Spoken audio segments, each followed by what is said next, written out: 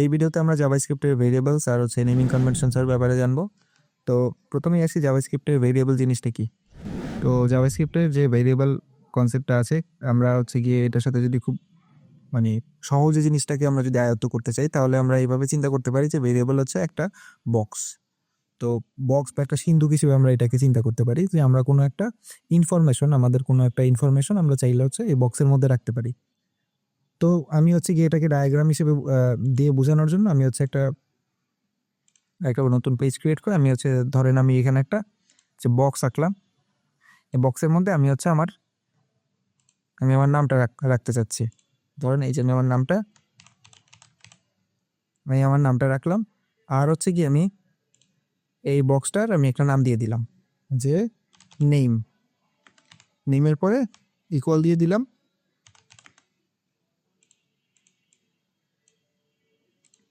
যে নেমের পরে আমি ইকুয়াল দিয়ে আমি হচ্ছে এই বক্সের মধ্যে আপনারা দেখতে পাচ্ছেন একটা নাম, আমি আমার নামটা রেখে দিছি।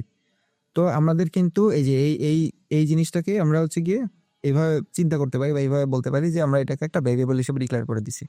আমি আমার নামটাকে এই যে নেম নামে একটা ভেরিয়েবলের মধ্যে স্টোর করে রাখছি। তো স্টোর করে রাখার কারণটা হচ্ছে গিয়ে আমি আমার যদি মানে কোথাও কোনো জায়গাতে আমার নামটা ইউজ করার দরকার পড়ে, আমি তখন কি করব, আমি আমার এই ভেরিয়েবলটাকে ইউজ করব। তাহলে হচ্ছে কি আমার এই ভেরিয়েবলের মধ্যে যে ভ্যালু হিসেবে আমি আমার নামটাকে স্টোর করে রাখছি, আমি এই ভ্যালুটাকে সাথে সাথেই পেয়ে যাব। তো এই জিনিসটাকে আমরা ভিএস কোডে দেখার জন্য হচ্ছে আমি একটা অলরেডি প্রজেক্ট ক্রিয়েট করে রাখছি। তো আমি এই প্রজেক্টটাকে ভিএস কোডে ওপেনও করে রাখছি। এই জিনিসটা আমরা এর আগে অনেকবার করেছি, আপনারা অলরেডি এই জিনিসটার সাথে অভ্যস্ত হয়ে যাওয়ার কথা। আমি এখানে একটা অ্যাপ ডট জেএস, আপনারা এই এক্সটেনশনটা খেয়াল রাখবেন, জেএস।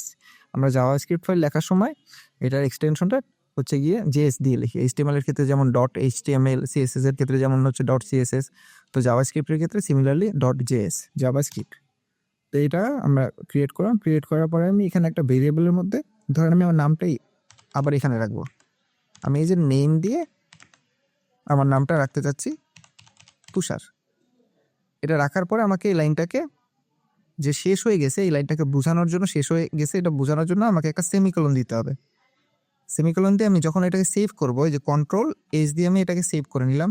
সেভ করার পরে আমার কিন্তু এই নামটা আমার এই ভেরিয়েবলটার মধ্যে স্টোর হয়ে গেছে। তো আমি যদি দেখতে চাই যে আমার এই নামটা এই ভেরিয়েবলের মধ্যে স্টোর হয়ে গেছে, তাহলে আমাকে কি করতে হবে, তাহলে আমাকে যে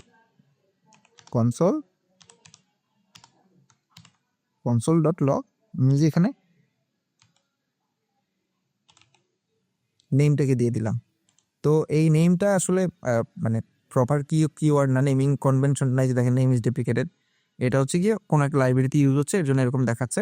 আপনাদের ক্ষেত্রে তো নাও দেখাইতে পারে। বা এই যে দেখেন এটা এটা এই জিনিসটা আপাতত ইগনোর করেন যে এটার মাঝখানে কেন দাগটা দেখাচ্ছে। তো এই যে দেখেন আমরা এটা নামটা কনসোল লগের মধ্যে লিখে ফেলছি। এখন আমরা যদি এটাকে দেখতে চাই, তাহলে আমাকে এই কোডটাকে রান করতে হবে। এই কোডটাকে আমরা রান করার জন্য এই যে ভিউতে গিয়ে টার্মিনালে যেতে পারি, বা আমি হচ্ছে কন্ট্রোল আর জে ফর জ্যাকফ্রুট যদি প্রেস করি একসাথে, তাহলে আমার এই টার্মিনালটা ওপেন হবে। টার্মিনালটা ওপেন হওয়ার পর আমি এখানে অ্যাপ, আচ্ছা আমাকে লিখতে হবে নোড। আমি নোডের মাধ্যমে এটাকে চালাবো, নোড। তারপর আমাকে ফাইলের নামটা লিখতে হবে অ্যাপ ডট জেএস। এই যে দেখেন আমি এটাকে এখন যদি ইন্টার দিয়ে দিই, তাহলে আমার এই যে নামটা আমি দেখতে পাচ্ছি। এই কনসোল লগের মধ্যে আমি আমার নামটা রাখছি, আমি নামটা দেখতে পাচ্ছি। তো আপনারা হচ্ছে চাইলে এভাবে লিখতে পারেন, বা আপনি যে প্লে বাটনটা প্রেস করলেও কিন্তু এটা কাজ করবে। আচ্ছা এখানে হচ্ছে গিয়ে ওরা কোনো কারণে এই নামটাকে রিড করতে পারতেছে না, এটা কোনো প্রবলেম না। আমরা হচ্ছে গিয়ে এই যে এখানে এভাবে রান করছি, রান করার পরে আপনারা দেখতে পাচ্ছেন যে আমি আমার নামটা দেখতে পাচ্ছি। তো আমরা কিন্তু খুব ইজিলি একটা ভেরিয়েবল ডিক্লেয়ার করে ফেললাম। এই যে ভেরিয়েবলের জন্য আমি var কিওয়ার্ডটা লিখলাম, ভেরিয়েবলের একটা নাম দিলাম। নাম দেওয়ার পরে আমি হচ্ছে গিয়ে এটার একটা ভ্যালু বা কোনো একটা ইনফরমেশন এটার মধ্যে রাখলাম। আমি চাইলে এটার মধ্যে একটা ইমেলও রাখতে পারি। ধরেন আমি এবার হচ্ছে আমরা লেট দিয়ে দেখি, আমরা এই লেট দিয়েও ভেরিয়েবল ডিক্লেয়ার করতে পারি। ইমেইলে আমি দিয়ে দিলাম তুষার @gmail.com। এই যে দেখেন আমি ইমেলটা দুইটা অ্যাড পড়ে গেছে, রাখলাম। এখন যদি আমি আমার এখানে ইমেলটা দিয়ে দিই, এই যে আমি সেভ করলাম, সেভ করার পরে আমি এটাতে দিলাম, এই যে দেখেন আমি আমার নামটা দেখতে পাচ্ছি। আর আমি যদি টার্মিনালেও দেখতে চাই, তাহলে দেখেন এই যে আমার নামটা দেখতে পাচ্ছি, মানে আমার ইমেলটা দেখতে পাচ্ছি। তো এই যে দেখেন আমি কিন্তু দুইটা ভেরিয়েবল দুইভাবে ডিক্লেয়ার করলাম, দুইভাবে লিখলাম। আরেকভাবে লেখা যায়, সেটা হচ্ছে কনস্ট্যান্ট দিয়ে। কনস্ট্যান্ট দিয়ে আমি যদি লিখি যে এখানে আমার হচ্ছে গিয়ে কান্ট্রি, আমার কান্ট্রি হচ্ছে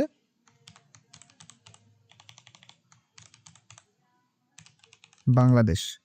এটা লেখার পর আমি এই যে লাইনটাকে শেষ করে দিলাম সেমিকোলন দিয়ে। এখন হচ্ছে আমি এটার মধ্যে আমি আমার কান্ট্রিটাকে দেখতে চাচ্ছি, আমার দেশ, আমার কান্ট্রি। এটাকে আমি দেখার জন্য এই যে এখানে ক্লিক করলাম, এই দেখেন বাংলাদেশ দেখা যাচ্ছে। বা আপনি এটাও প্রেস করতে পারেন, এটা হচ্ছে বাংলাদেশ। এই এই জিনিসটা আসতেছে আমার এখানে এই এক্সটেনশনটার মাধ্যমে।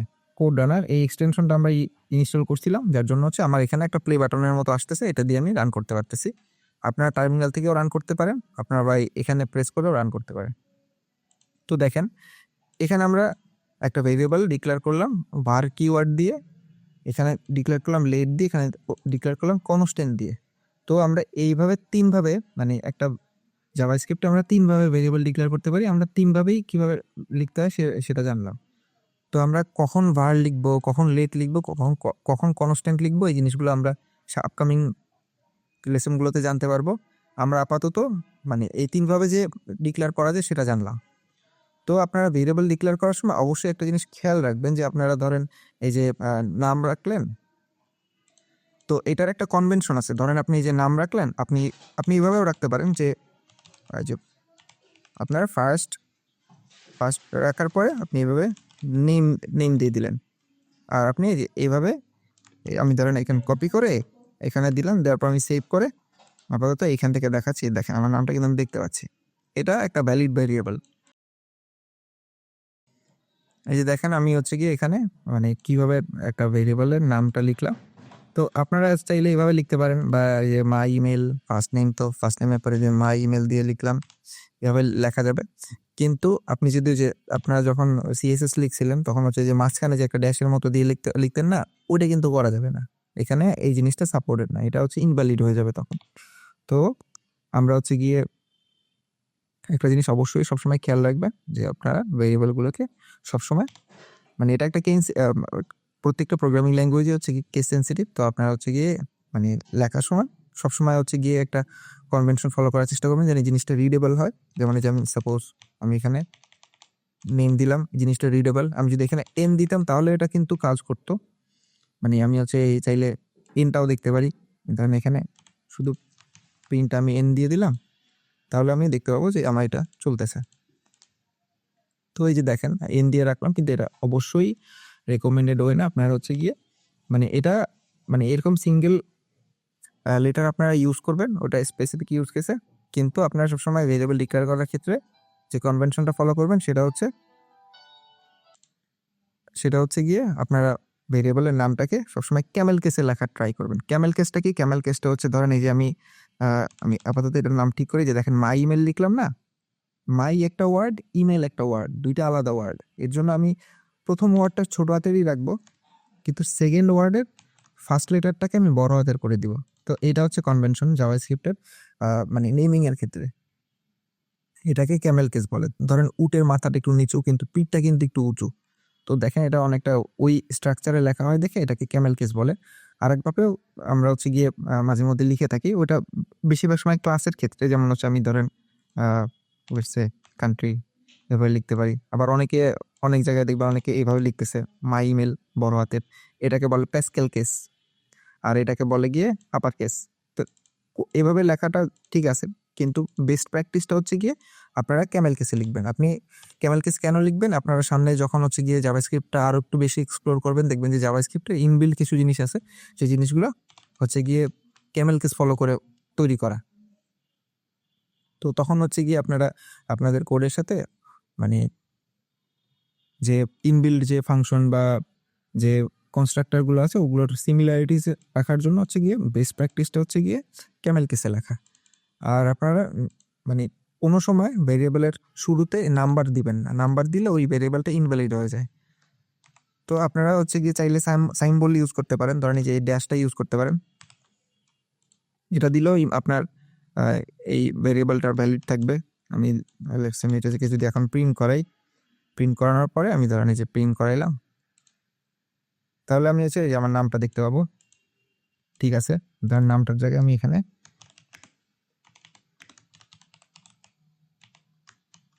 এই যে মিস্টার লতিফ দিয়ে দিলাম। এখন যদি আমি এটাকে রান করে দেখেন মিস্টার লতিফ ঠিকই দেখা যাচ্ছে। তো এটাও রিকমেন্ডেড ওয়ে না, এগুলো হচ্ছে গিয়ে খুব স্পেশাল ইউজ, মানে টেস্টগুলোতে আপনি এটা ইউজ করবেন, এইভাবে ড্যাশ দিয়ে শুরু করবেন।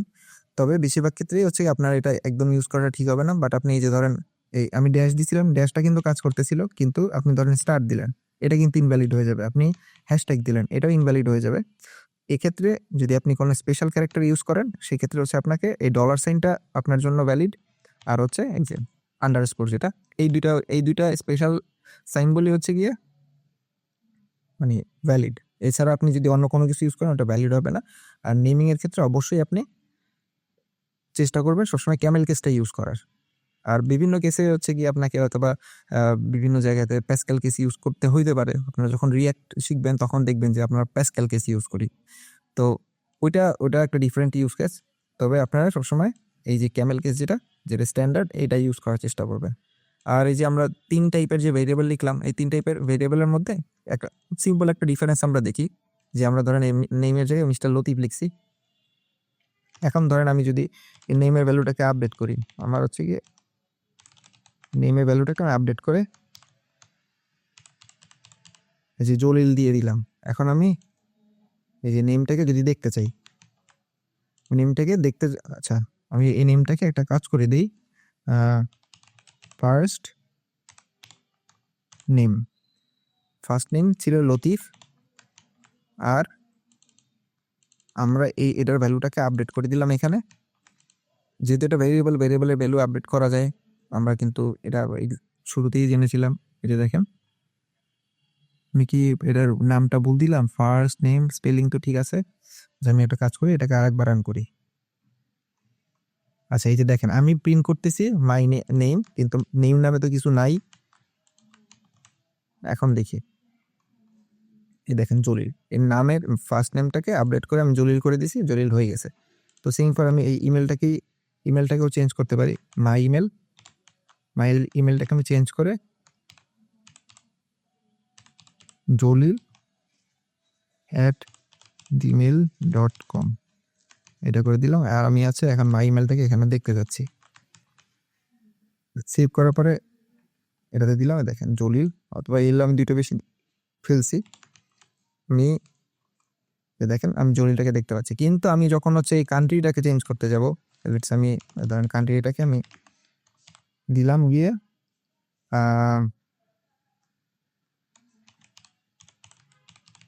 ধরেন সিঙ্গাপুর করে দিলাম। এখন কি হয়, এখন হচ্ছে গিয়ে এটাকে ইরর আসবে। ইররটা হচ্ছে গিয়ে অ্যাসাইনমেন্ট টু কনস্ট্যান্ট ভেরিয়েবল, মানে এই যে কনস্ট্যান্ট CONST কনস্ট্যান্ট টার্ম দিয়ে আমরা যে ভেরিয়েবলটা ডিক্লেয়ার করি ওইটার ভ্যালু কোনো সময় আপডেট করা যায় না। ওইটা হচ্ছে গিয়ে এমন একটা জিনিস যেটাকে আপডেট করা যায় না। যেমন হচ্ছে আপনার বার্থডে, আপনার ডেট অফ বার্থ, আপনার ডেট অফ বার্থ তো চেঞ্জ হবে না।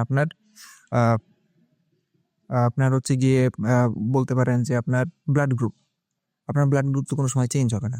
তো এই জিনিসগুলোকে আমরা মানে এই টাইপের যেগুলো কনস্ট্যান্ট জিনিস, সেই জিনিসগুলোকে আমরা হচ্ছে কনস্ট্যান্ট ভেরিয়েবলের মধ্যে রাখতে পারি। তারপরে যে আর ভার্টটা হচ্ছে গিয়ে আমরা এখন শিখে রাখি, কিন্তু মানে আপনি সামনের দিনগুলোতে দেখবেন ভার্টটা একদমই ইউজ করা হয় না। লেট আর কনস্ট্যান্টটাই বেশি ইউজ করা হয়, কারণ এই দুইটা জিনিস হচ্ছে গিয়ে 2015 সালে ES6 আমরা ইকমা স্ক্রিপ্টের ব্যাপারে কিছুটা জেনেছিলাম, জাভা স্ক্রিপ্টের একদম প্রথম ইন্ট্রোডাকশন ভিডিওতে। তো এই দুইটাই সব থেকে বেশি ইউজ হয়। আমরা হচ্ছে গিয়ে ভার্টটা খুব কমই ইউজ করি।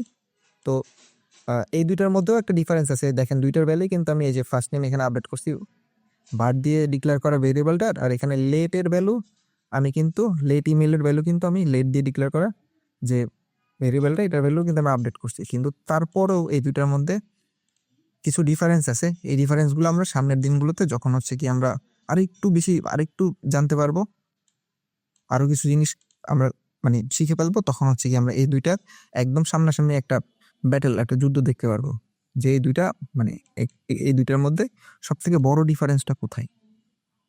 তো এই ভিডিওতে এই পর্যন্তই। আমরা নেক্সট ভিডিওতে আমরা ডেটা টাইপের সম্পর্কে জানবো। ডেটা টাইপটা কি? ডেটা টাইপটা হচ্ছে আপনার যদি নামের উপর মাউসটা রাখেন তাহলে দেখবেন এই কার্সারটা রাখলে দেখেন যে var ফার্স্ট নেম স্ট্রিং, তারপরে যে আমি তো ধরেন আমি এখানে আমার এজটা রাখলাম, let age age equal to 25। তো এই যে দেখেন এজের উপর রাখলাম, রাখার পরে নাম্বার দেখাচ্ছে। তো এই জিনিসগুলো আমরা হচ্ছে গিয়ে এগুলোকে বলে ডেটা টাইপ। আপনি একটা জিনিস খেয়াল করে দেখেন, এই যে আমি নাম লেখার জন্য দুই পাশে দুইটা কোটেশন দিছি, কিন্তু এজের জন্য কিন্তু আমার এটা দিতে হয় না। আমি চাইলে দিতে পারি, কিন্তু আমি নাম্বার যদি লিখতে চাই তাহলে আমি সরাসরি মানে কোটেশন দেওয়া ছাড়াও লিখতে পারি, কারণ ওইটা হচ্ছে কমপ্লিটলি ডিফারেন্ট একটা ডাটা টাইপ। তো এই জিনিসগুলো আমরা সামনের ভিডিওতে জানবো। আপাতত হচ্ছে আপনারা এইরকম ভেরিয়েবল ডিক্লেয়ার করবেন, var দিয়ে ডিক্লেয়ার করবেন, লেট দিয়ে ডিক্লেয়ার করবেন, কনস্ট্যান্ট দিয়ে ডিক্লেয়ার করে করে এগুলোকে আপনি এই যে কনসোল লগে আপনার টার্মিনালে আপনি দেখবেন। আর আপনি মানে চেষ্টা করবেন সবসময় এই কমান্ডটা দিয়ে রান করার। দেখেন মাই ইমেল নামে আমি করতে যাচ্ছি, এখানে কি বলতেছে ভেরিয়েবল সিঙ্গাপুর। এই যে দেখেন আমি এটার ভ্যালু তো আপডেট করতে পারবো না চাইলে, তো এর জন্য আমাকে কিরোড দিয়ে বসায় রাখছে। আমি এখন এই যে আবার দেখেন এখন এটার ভ্যালুটা দেখাচ্ছে, বা আমি এটার মধ্যে আমি চাইলে আমার এজটাও দেখতে পারি, আমার এজ 25 এরকম দেখতে পাচ্ছি। তো এই ভিডিওতে এই পর্যন্তই।